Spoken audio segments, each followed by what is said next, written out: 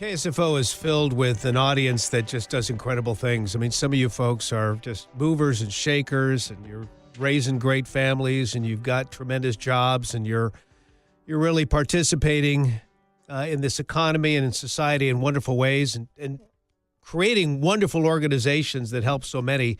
Like, for example, a group called TroopsDirect.org. It was founded by a KSFO listener, Aaron Nayarbon. And Aaron joins us on the line right now. Aaron, first of all, on behalf of our entire audience, what you've done with TroopsDirect has been fantastic. Could you just give our listeners who don't know about you a little thumbnail sketch of what it's all about? Well, TroopsDirect, Brian, is the only nonprofit organization of its type, and we're based here in the East Bay.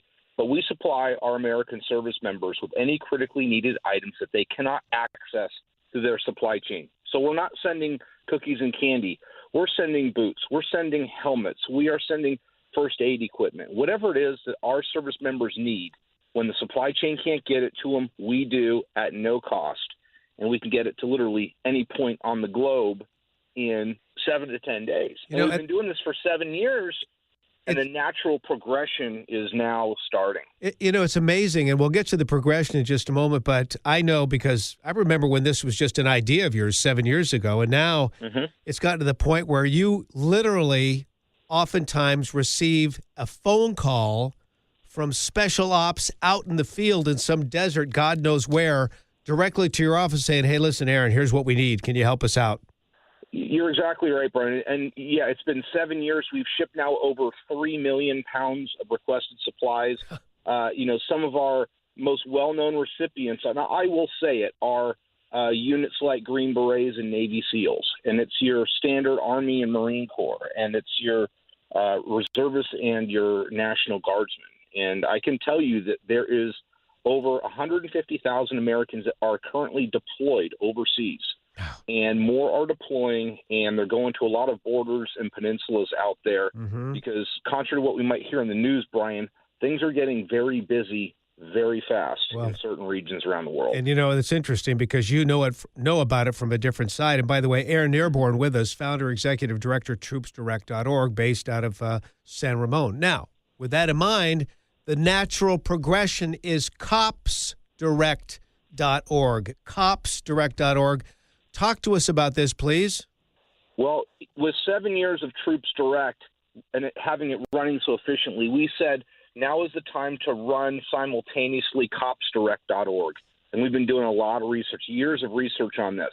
And we found that there are many police departments locally and around the nation that are so underfunded, Brian, and I want your listeners to hear this. Police departments are hosting barbecues, bake sales, and car washes to fund things like first responder medical supplies that our cops would carry, or body cameras, or canine equipment because they can't fund it. So they are literally doing barbecues and the like in order to get this equipment that they need. And that's where CopsDirect is now stepping in and getting our patrolmen and everybody else the stuff that they can't get. And we launched this just after the first of the year officially. And already, Brian, we have supplied over 1,200 first responder kits, which is like first aid kits that when a patrolman shows up to a shooting or a car accident, or if that patrolman is wounded himself, and before the paramedics can get there, they've got all the equipment they need in order to, help them and their citizenry. Same with body cameras. We've already done search and rescue helmets for many departments around the nation. It boggles me. It's just like with our military and now with the police. It's amazing how these municipalities don't supply some of the basics that these guys need on a day-to-day basis. That boggles my mind. Thank God for CopsDirect.org. Well, the thing is also, thank you, but you look at San Francisco or Oakland or LA or any of these big departments, and their funding comes from a lot of different places. It can come from grants, it can come from local revenue. Right. But a lot of the departments, the average department, truly, Brian, relies on the meter maid to write the tickets to fund the police department. Right. And that's how it works in a lot of places. And with the active shooters out there, with a lot of the mass casualty situations, Right. with the cutbacks in fire and medical. Police officers are having to do more with less.